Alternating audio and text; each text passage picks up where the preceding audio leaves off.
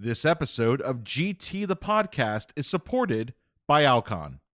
GT the Podcast is an editorially independent podcast produced by Bryn Mawr Communications and supported with advertising from Aerie Pharmaceuticals. This is Ike Ahmed. And I'm Arsham Shaybani. And we want to welcome you to GT the Podcast.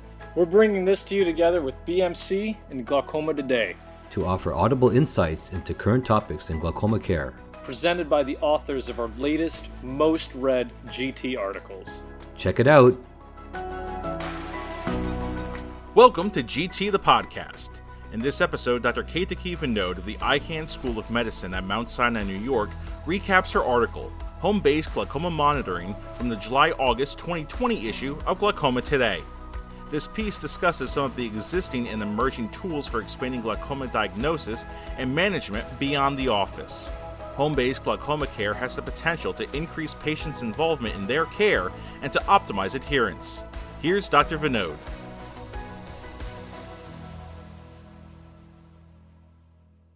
Teleophthalmology has emerged as a useful tool during the COVID-19 pandemic to provide remote eye care to patients at home. Virtual visits may include history taking and a limited anterior segment examination, whereas other components of the standard glaucoma evaluation, such as IOP measurement and perimetry, may be more challenging to incorporate.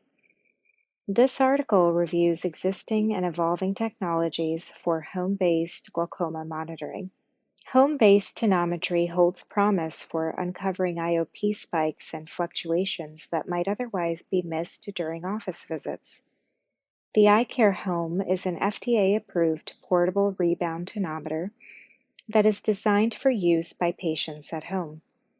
The iCare Home does not require the use of a topical anesthetic, and it masks the patients to the IOP readings, which can later be downloaded and reviewed by the ophthalmologist. In a study of 130 patients with a diagnosis of glaucoma or glaucoma suspect, Takagi and colleagues found good agreement between IOP measurements obtained by patients and ophthalmologists using the iCare Home.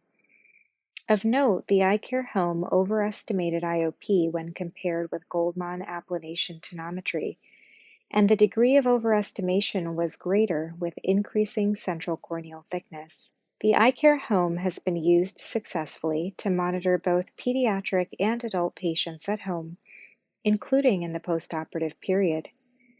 In one study of 7 children with measurements taken by parents, the device identified reductions in mean IOP and mean daily IOP fluctuations after interventions to enhance aqueous outflow, and it demonstrated a greater than 90% likelihood of detecting an IOP spike over a 2-week period.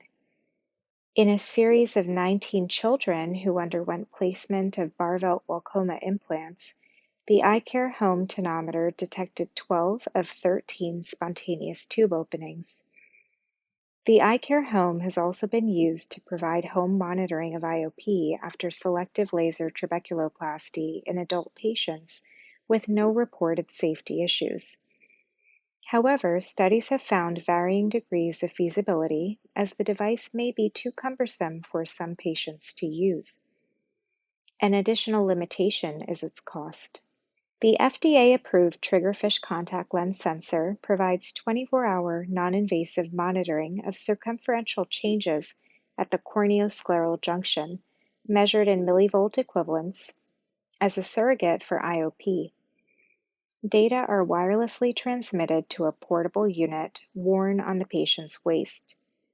Mansouri and colleagues found fair to good reproducibility in a study of 40 patients with a diagnosis of glaucoma or glaucoma suspect who wore the contact lens sensor during 2 separate 24-hour sessions. Adverse events included transient conjunctival hyperemia and blurred vision, with most patients reporting acceptable tolerability. One study using the contact lens sensor reported larger fluctuations in ocular dimensions over a 24-hour period in patients with normal tension glaucoma versus controls. Further research is needed to better elucidate the relationship between millivolt equivalents and IOP. Several portable alternatives to standard automated perimetry have been developed for glaucoma screening in rural and underserved populations. Some of these technologies may be amenable to use at home. Melbourne Rapid Fields is a free tablet-based application that tests up to 30 degrees of visual field horizontally and 24 degrees vertically. MRF has shown good correlation to Humphrey Field Analyzer 24-2 Swedish interactive thresholding algorithm for test-retest reliability and mean deviation and pattern standard deviation indices. A screening study of 206 patients in Nepal found that MRF effectively identified moderate and advanced visual field defects, but was less reliable in detecting early loss. Peristat Online Perimetry is a free web-based visual field program that tests 24 degrees of horizontal field and 20 degrees of vertical field on a 17-inch or larger computer monitor. The number of abnormal points using Peristat correlated well with those missed on HFA 24-2 CETA standard visual fields.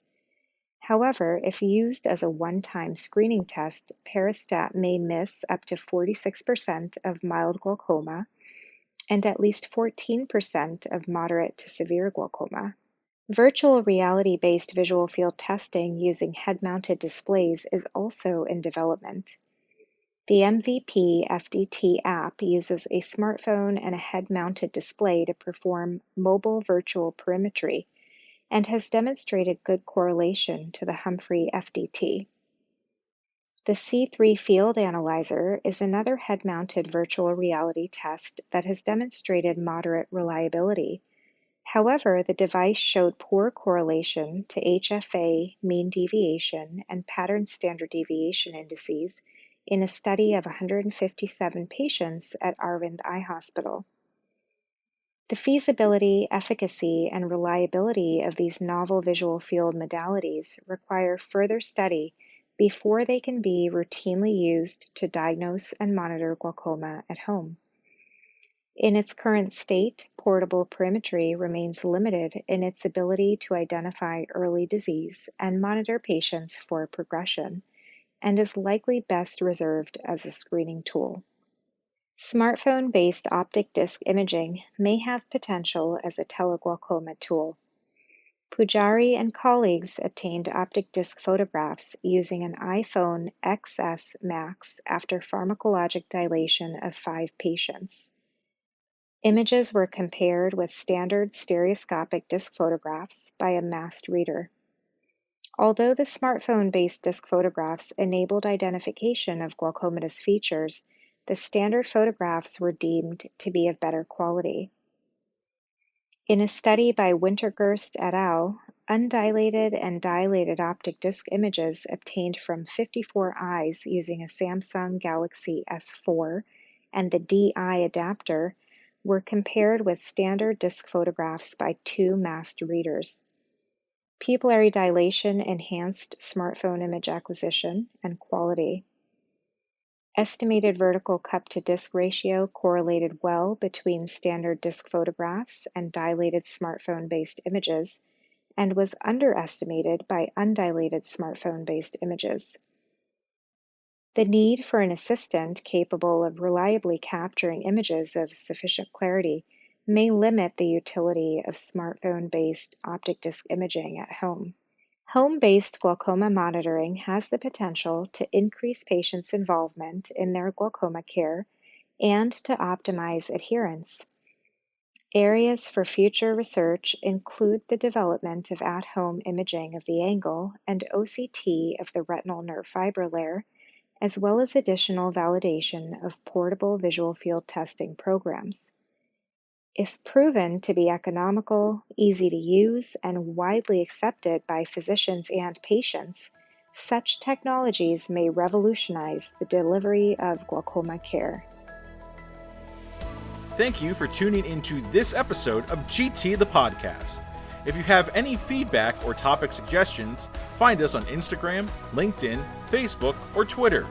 And stay tuned for more hot topics in glaucoma care, coming up on GT the Podcast.